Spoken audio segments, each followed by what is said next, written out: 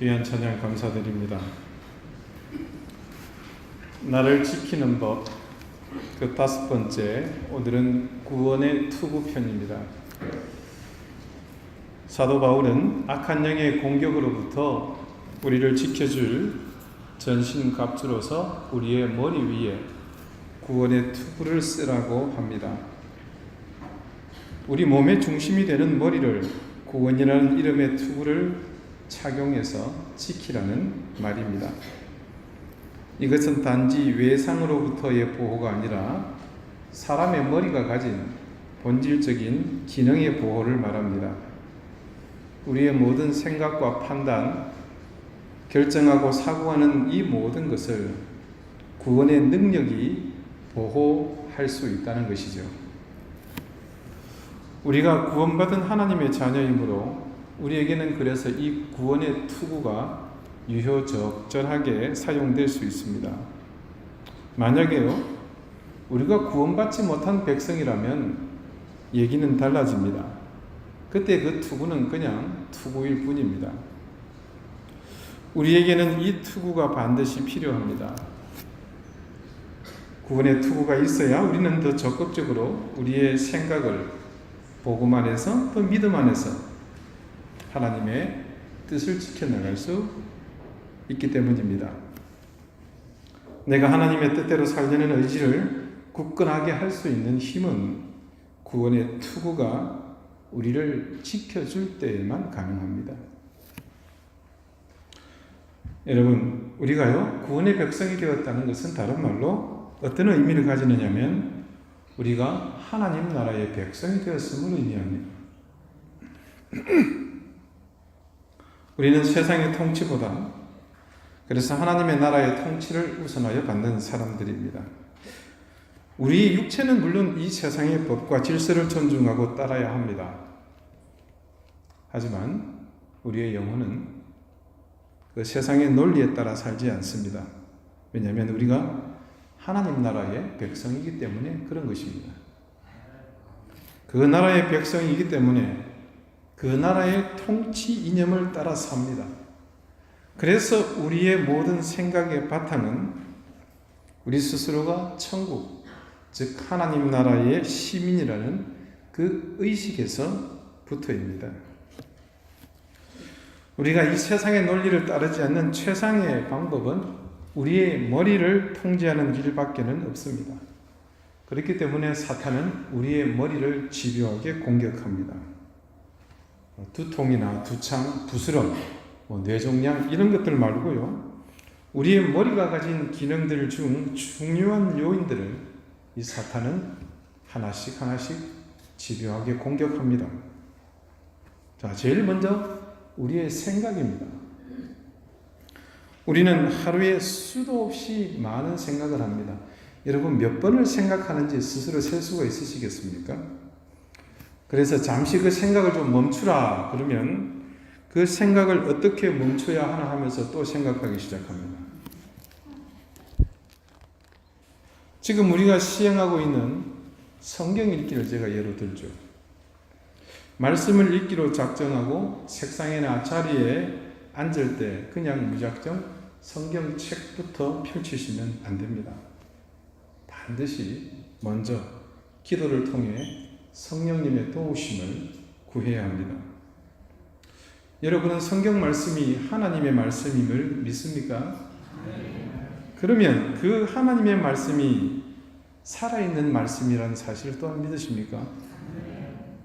그렇다면요, 살아있는 하나님의 말씀을 여러분이 읽을 때 어떤 일이 일어날 것 같습니까? 너무 긴장하지 마십시오. 대개의 경우 아무런 일도 일어나지 않습니다. 아마 여러분의 인생을 뒤돌아보아서 이 말씀을 읽을 때를 한번 기억해 보신다면 무슨 일이 있었다는 기억이 있는 분은 별로 없을 것입니다. 그런데 무슨 일이든 사소한 감정의 변화라도 있었던 적이 적어도 한 번 정도는 있었을 것입니다. 그마저도 없었다면 이건 조금 얘기가 틀려집니다. 심각해요. 더 깊이 생각하고 반성하시고 더 많이 회개하셔야 합니다. 기본적으로 그렇습니다. 하나님의 말씀인 성경 말씀은 인류 역사상 가장 많은 사람들을 감동시켰고 그들을 감화시켰고 그리고 변화시킨 책입니다. 여러분도 잘 아시죠? 사람이 나이가 들면 그 인생이 변하지 않습니다. 살던 방식에 변화가 없습니다. 우리가 그러죠. 바뀌지 않는다고. 그런데 이 말씀을 접하고서 연세가 많이 드신 분들, 그래서 도저히 그 인생이 바뀌지 않을 것 같은 분들조차도 그 인생이 송두리째 바뀐 분들을 우리는 주변에서 수도 없이 만날 수 있습니다. 왜 그럴까요? 이 말씀이 살아있는 책이기 때문에 그렇습니다. 그래서 우리가 그 책을 펼치기 전에 기도해야 합니다. 성령님, 이제 말씀을 펼쳐서 읽고자 합니다. 성령님의 인도하심으로 말씀 속에 담겨진, 감추어진 이 진리를 깨닫게 하시고 이 말씀을 온전히 받아들이고 깨닫는 것을 방해하는 악한 영의 역사를 막아 주시옵소서. 특별히 우리는 이 두 번째 간구, 이 기도를 반드시 드려야 합니다. 악한 영의 방해를 막아달라고 기도해야 합니다. 그렇지 않기 때문에 우리는 성경 말씀을 읽으면서 지금껏 별다른 것 어떤 느낌 없이 읽었다는 만족감만 남았던 것입니다. 하나님의 살아있는 말씀인 이 성경을 읽을 수 있다는 것은 여러분, 우리가 정말로 복받은 우리만의 특권입니다. 그런데 그 복은 그냥 주어지는 것이 아닙니다. 시험의 과정을 거쳐야 받을 수 있는 복입니다. 그 시험들이 바로 악한 영들의 유혹입니다. 우리의 머리를 혼잡하게 하고 이 말씀을 단어와 문장 그리고 상황들, 시대, 사건들을 우리 일상의 다양한 경험 속으로 끌고 들어갑니다. 그리고 우리의 머릿속에 이리저리 널브러져 있는 기억들을 그것과 매치시켜서 우리를 그 기억 속으로 자꾸만 빠져들게 합니다. 악한 영들이 말씀에 집중하지 못하도록 그렇게 우리를 방해해왔던 경험들을 여러분 다들 해보셨을 것입니다. 히브리서 4장 12절이 이렇게 우리에게 증거합니다. 하나님의 말씀은 살아있고 활력이 있어 좌우에 날선 어떤 검보다도 예리하여 혼과 영과 및 관절과 골수를 찔러 쪼개기까지 하며 또 마음의 생각과 뜻을 판단하나니 지으신 것이 하나도 그 앞에서 나타나지 않음이 없고 우리의 결산을 받으실 이의 눈앞에 만물이 벌거벗은 것 같이 드러나느니라. 하나님의 말씀입니다. 무엇보다도 말씀에 대한 말씀입니다. 여러분, 이 말씀보다 더 성경에 대해서 구체적이고 정확하게 해석을 한 말씀이 어디 있던가요? 저는 이 말씀을 굳건히 믿기에 여러분에게 성경을 읽으시라 강력하게 권하고 있고 우리 교회는 이 일을 다른 어떤 사업이나 프로그램보다도 우선하고 있습니다. 내가 하나님의 말씀을 읽기만 해도 내게 큰 은혜가 임할 것이며 놀라운 일들이 일어날 것인데 왜 그러지 못하는가? 바로 이 악한 영들의 공격에 우리가 맥없이 무너지기에 그런 것입니다. 그래서 우리는 우리의 머리를 악한 영의 공격으로부터 막아내기 위해 이 구원의 투구를 써야 합니다. 세상의 논리와 사고에 빼앗긴 내 생각, 이 내 머리를 되찾기 위해서는 구원받은 백성, 즉 세상의 논리와 가치관에 끌려다니지 않고 하나님 나라의 가치관과 통치를 따르려는 구원받은 백성의 생각과 이 머리가 구원의 추구에 의해 보호받을 때에만 그것이 가능합니다. 그 다음 우리의 머리가 가진 중요한 역할은 판단하고 선택하는 것입니다. 우리는 태어나서 말을 배우기가 무섭게 선택을 강요받습니다. 아이고 우리 귀여운 애기, 그래 우리 아들 엄마가 더 좋아? 아빠가 더 좋아? 이게 무슨 말 같지 않은 질문입니까? 어디 엄마 아빠만 묻습니까? 오촌 당숙의 시누이 남편까지 아이를 잡고는 귀엽다고 하면서 계속 물어댑니다. 그래서 아이가 고민하다가 결국 그 아이 딴에는 정말 자기 지혜로 하는 대답이 뭡니까? 네, 엄마 아빠 둘 다 좋아요. 얼마나 대견합니까? 그런데 어른들의 횡포는 그칠 줄 모릅니다. 그런 아이의 이 노력을 무참히 묵살해버리고 맙니다. 그래, 그래도 둘 중에 누가 조금 더 좋아? 이런 나쁜 어른들 같으니라고. 돌잔치에서는 뭘 꼭 하나 집어야 합니다. 돌잡이를 보면 인간의 나약함이 그대로 드러나지 않습니까? 실타래나 연필, 돈이나 청진기, 요즘 또 몇 가지가 더 있더라고요. 심지어는 아이가 집으려고 하면 엄마 아빠는 아이의 의사와 관계없이 의도적으로 부모들이 원하는 것을 집으라고 소리를 지르거나 아니면 다양한 액션을 합니다. 자, 우리 권사님, 우리 어르신들 다 돌잡이 해보셨죠? 여러분 자녀들이 그 집은 대로 그대로 되던가요? 인생의 초기에서부터 시작되는 이 선택의 영성은 평생을 같이 합니다. 내 인생의 동반자. 하다못해 여러분 직장인들이 점심시간에 중국집에 가서 짜장면을 먹느냐 짬뽕을 먹느냐, 오죽했으면 짬짜면이 나왔겠습니까?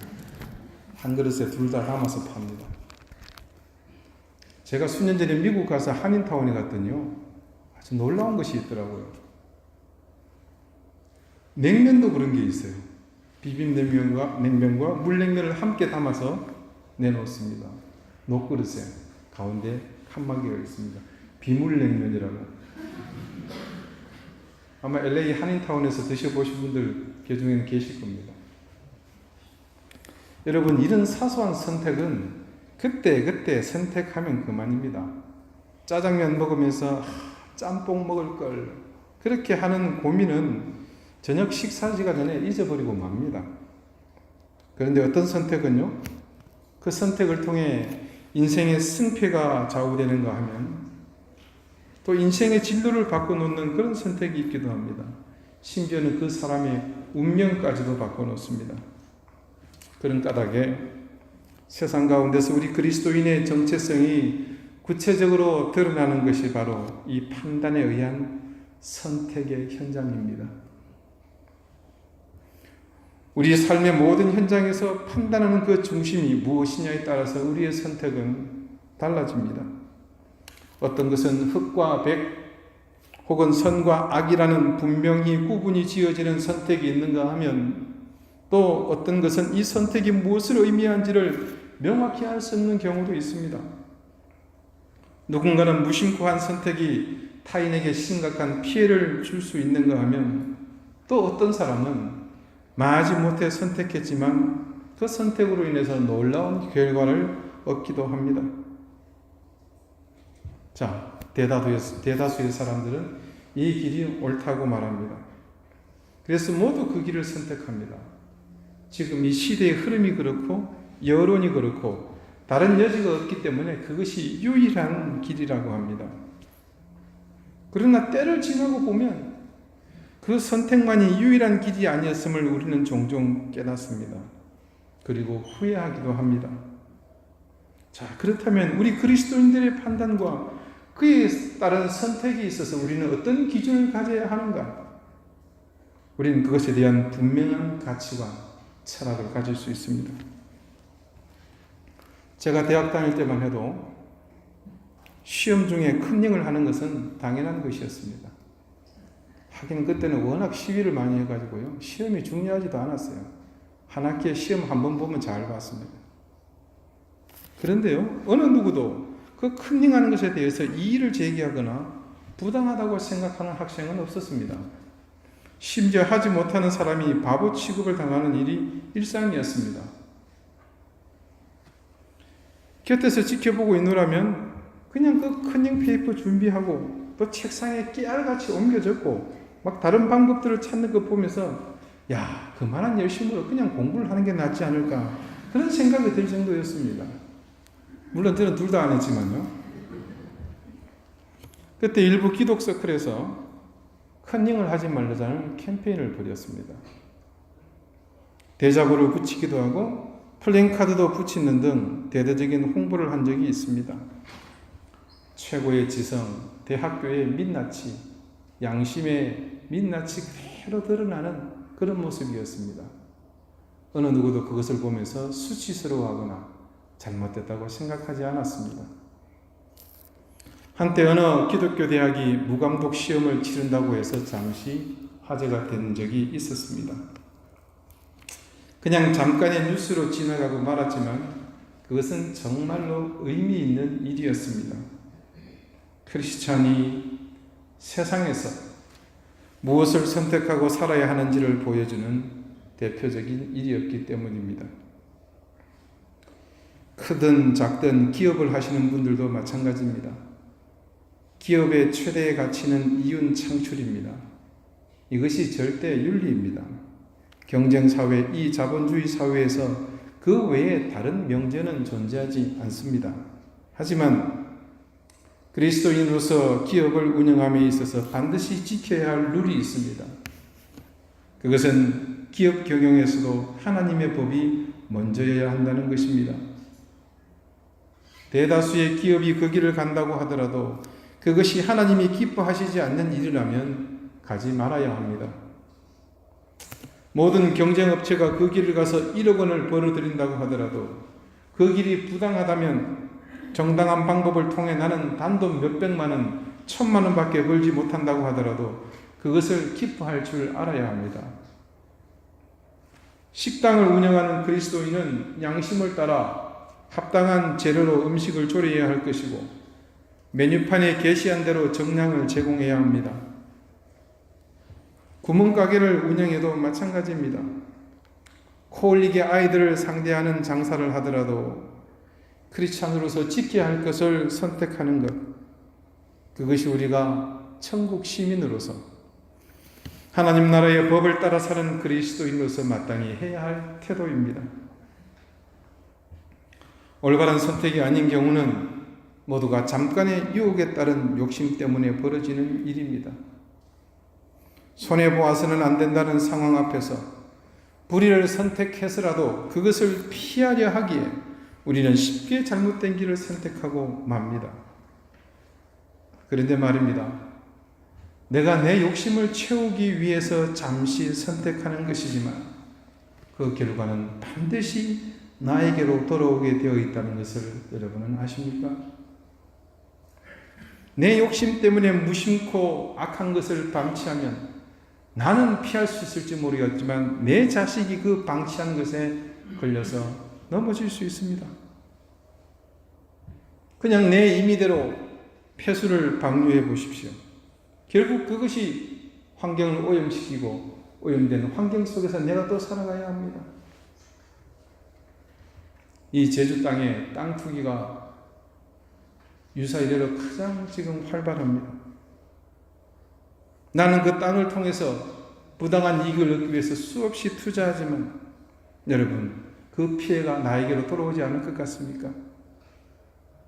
내 당대에는 지나갈지 모르겠지만 내 자식에게, 내 손주에게 또 돌아옵니다. 악한 영은 무시로 우리에게 그런 유혹을 들고서 다가옵니다. 너무나 타당하고 합리적이며 심지어 윤리적으로까지 보이기도 합니다. 선하다고 말합니다. 그러나 그것은 하나님 나라의 백성이 가서는 안 되는 길입니다. 다수의 뜻을 따라서 그들의 길에 합류하게 되면 우리는 하나님 나라의 백성이 아니라 그냥 세속에 물들어 사는 똑같은 사람이 되고 맙니다.